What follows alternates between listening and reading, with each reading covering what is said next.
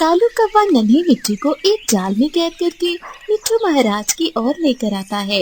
मिट्टू महाराज अपने नन्हे मिट्टू को देखकर बहुत खुश होता है। उसे विश्वास ही नहीं होता कि कालू कौवे ने इतना बड़ा काम किया है। चले महाराज जी, अब मुझे वो इनाम दें जिसका आपने मुझसे वादा किया था। हाँ हाँ, क्यों नहीं, परंतु आज मैं अपने नन्हे मिट्टू के साथ समय बिताना चाहता हूँ। कल ही मैं तुम्हें इनाम दूंगा। यूं कालू कौवा वहाँ से चला जाता है। मिट्टू महाराज इस जंगल के महाराज थे, जो अपनी पत्नी हरियाली तोती के साथ रहते थे। उनका महल बहुत सुंदर था, परंतु एक रोज नन्हा मिट्टू महल से बाहर जंगल की सैर करने चला जाता है, परंतु शाम हो जाती है। वो वापस अपने महल नहीं जाता। मिट्टू महाराज के साथ साथ हरियाली तोती भी बहुत ज्यादा परेशान हो जाती है कि वो कहाँ गया। यूं मिट्टू महाराज जंगल के सभी पक्षियों को आदेश देते हैं और सैनिक कबूतर को कहते हैं कि ये आदेश सारे जंगल में फैला दो। यूं वो सैनिक कबूतर पूरे जंगल में ऐलान करने लगता है। सुनो सुनो, जंगल के सभी पक्षियों सुनो, मिट्टू महाराज का बेटा नन्हा मिट्टू कल से गायब है। उसे किसी दुष्ट पक्षी ने पकड़ लिया है। जो भी पक्षी नन्हे मिट्टू को आजाद करा के लाएगा, मिट्टू महाराज उसे बहुत बड़ा इनाम देंगे। अरे ये तो बहुत बुरा हुआ। मम्मा, हमें तुरंत ही नन्हे मिट्टू की खोज करनी चाहिए। क्या पता हमें वो मिट्टू मिल जाए और फिर इस तरह हमें वो इनाम मिल जाएगा और हम अमीर हो जाएंगे। हमने पापा के जाने के बाद एक दिन भी स्वादिष्ट भोजन नहीं खाया। चिंता मत करो, मुझे पता है ये दुष्ट काम वो बाजू चील ही कर सकती है। जरूर ये उसी का काम है, परंतु वो बाजू चील बहुत ही दुष्ट है। उसकी कैद से नन्हे मिट्टू को बचाना बहुत मुश्किल है। वहीं दूसरी ओर कालू कौवा और गोरी कवि भी ये घोषणा सुन लेते हैं। मैं तो कहती हूँ कालू जी कि तुम भी उस नन्हे मिट्टू को तलाश करो, क्या पता वो तुम्हें मिल जाए। अरे नहीं नहीं, इस काम में तो जान भी जा सकती है। क्या पता कोई डाकू पक्षी उसको उठा कर ले गया हो। इस काम से तो जितना दूर रहे उतना ही अच्छा है। ये टोनी चिड़िया अब नन्हे मिट्टू की खोज में निकल पड़ती है। वो पूरा जंगल जान मारती है, परंतु उसे कहीं भी नन्हा मिट्टू नजर नहीं आता, ना ही बाजू चील नजर आती है। वहीं दूसरी ओर बाजू चील एक गुफा में होती है, परंतु उसके साथ ही एक पिंजरा था जिसमें वो नन्हा मिट्टू कैद था। प्लीज मुझे छोड़ दो, मेरा मांस खाकर तुम्हें क्या मिलेगा। तुम चिंता मत करो, मुझे तुम्हारा स्वादिष्ट मांस खाकर बहुत ज्यादा शक्ति मिलेगी। मैं तो अपने भाई को भी बुला कर लाती हूँ। यूँ अब दोनों मिलकर तुम्हारा मांस खाकर खूब मजे करेंगे। यूं बाजू चील अपने भाई को बुलाने के लिए उस गुफा से चली जाती है। उसी समय टोनी चिड़िया नन्हे मिट्टू को आवाज लगाती लगाती उस गुफा की ओर आ जाती है। अरे ये तो किसी पक्षी की आवाज है जो मुझे बुला रहा है। मैं यहाँ हूँ इस गुफा में, प्लीज मुझे यहाँ से बाहर निकालो।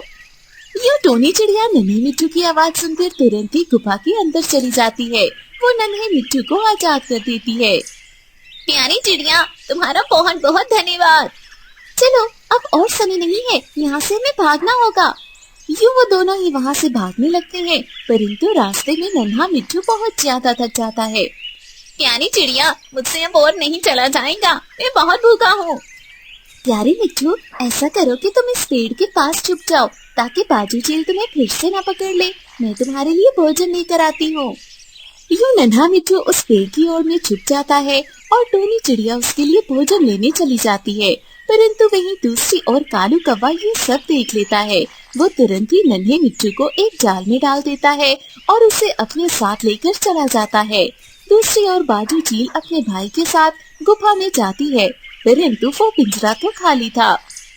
अरे ये क्या बाजू दीदी, तुम तो कह रही थी कि तुमने एक तोता पकड़ा है, परंतु ये पिंजरा तो खाली है। भाई मैं सच कह रही थी, मेरा विश्वास करो। देखो मैं जानता था कि तुम बहुत ज्यादा झूठी हो। मुझे तुम पर विश्वास नहीं करना चाहिए था। मैंने तो अपना समय बर्बाद किया।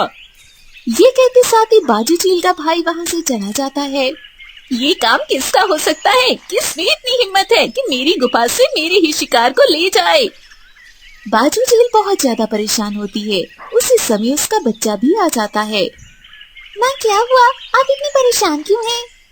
यूं बाजू चील उसे सारी बात बताती है, परंतु नन्हा चील तुरंत ही बाजू चील से कहता है। माँ मैंने एक कवि को देखा था जिसने नन्हे तोते को कैद किया हुआ था और वो उसे अपने साथ लेकर जा रहा था। अच्छा, तो ये काम उस कौवे का है। इस जंगल में एक ही कौवा ये काम कर सकता है और वो है कालू कौवा। उसे तो मैं सबक सिखा कर रहूंगी। परंतु वहीं दूसरी ओर टोनी चिड़िया भोजन लेकर पेड़ के पास जाती है जिधर नन्हा मिट्टू छुपा हुआ था, परंतु वहाँ पर तो कोई भी नहीं था। टोनी चिड़िया बहुत परेशान हो जाती है।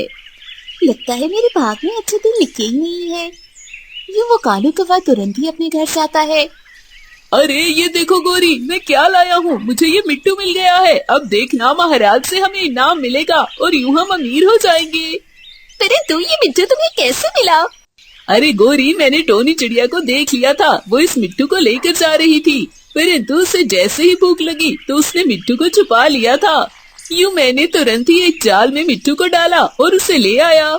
अगर टोनी बुद्धिमान है तो मैं भी बहुत चालाक हूँ। हाँ, अब देखना, जैसे ही महाराज नन्हे मिट्टू को देखेंगे तो हमें जरूर ढेर सारा इनाम देंगे।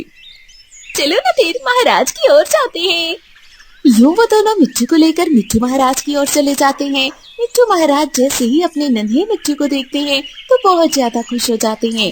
हरियाली तोती भी अपने नन्हे मिट्टू को गले से लगाती है।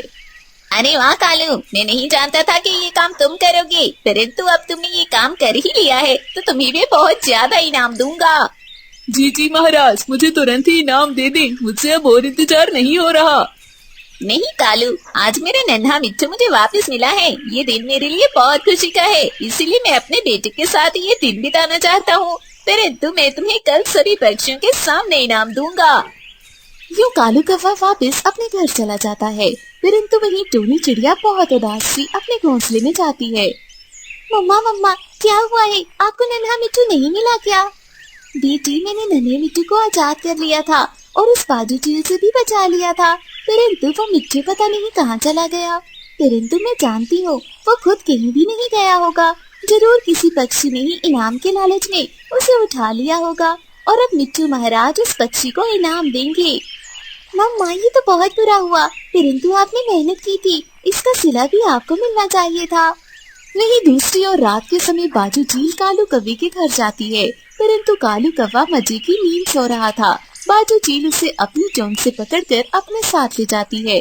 कालू कौवे को खबर नहीं होती कि नींद में उसके साथ क्या चल रहा है, परंतु जैसे ही उसकी आंख खुलती है तो वो अपने सामने बाजू चील को देखकर काफी घबरा जाता है। अरे अरे बाजू चील, तुम मेरे घर में क्या कर रही हो? अरे कालू कौवे, जरा गौर से देखो, ये तुम्हारा घर नहीं बल्कि ये मेरी गुफा है जिधर मैं तुम्हें लेकर आई हूँ। परंतु मैंने कुछ भी नहीं किया, प्लीज मेरे साथ कुछ मत करना। तुमने नन्हे मिट्टू को मेरी गुफा से आजाद करवाया है, इसी कारण अब मैं उसकी जगह तुम्हें अपना भोजन बनाऊंगी। नहीं नहीं, प्लीज ऐसा मत करना। परंतु बाजू चील उसकी एक भी नहीं सुनती और यूँ उसे मार देती है। यूँ कालू कौवे को अपने किए की सजा मिल जाती है। परंतु वहीं दूसरी ओर नन्हा मिट्टू अपने पिता मिट्टू महाराज को सारी बात बता देता है कि उसकी जान कालू कौवे ने नहीं बल्कि टोनी चिड़िया ने बचाई थी। इसी कारण वो इनाम टोनी चिड़िया को मिलना चाहिए। यूँ मिट्टू महाराज उसकी बात मान लेते हैं और अगले दिन वो टोनी चिड़िया को ढेर सारे पैसे देते हैं और उसका धन्यवाद करते हैं। यूँ टोनी चिड़िया बहुत ज्यादा खुश हो जाती है, उसको उसके अच्छे काम का इनाम मिल जाता है। गुड़िया चिड़िया भी अपने मम्मा के पास ढेर सारा इनाम देकर खुशी से उछलने लगती है। अब टोनी चिड़िया के पास खूब सारा पैसा आ गया था। यूँ उसके अच्छे दिन शुरू हो गए थे। वो अपने जंगल की सबसे अमीर पक्षी बन गई थी, परंतु वो अब बाकी सभी पक्षियों की मदद भी किया करती थी। गोरी कभी जान गई थी कि उसके पति को बाजू चील ने खा लिया है। अब वो टोनी चिड़िया के पास ही काम करती थी और यूँ कालू को धोखे की सजा मिल गई थी।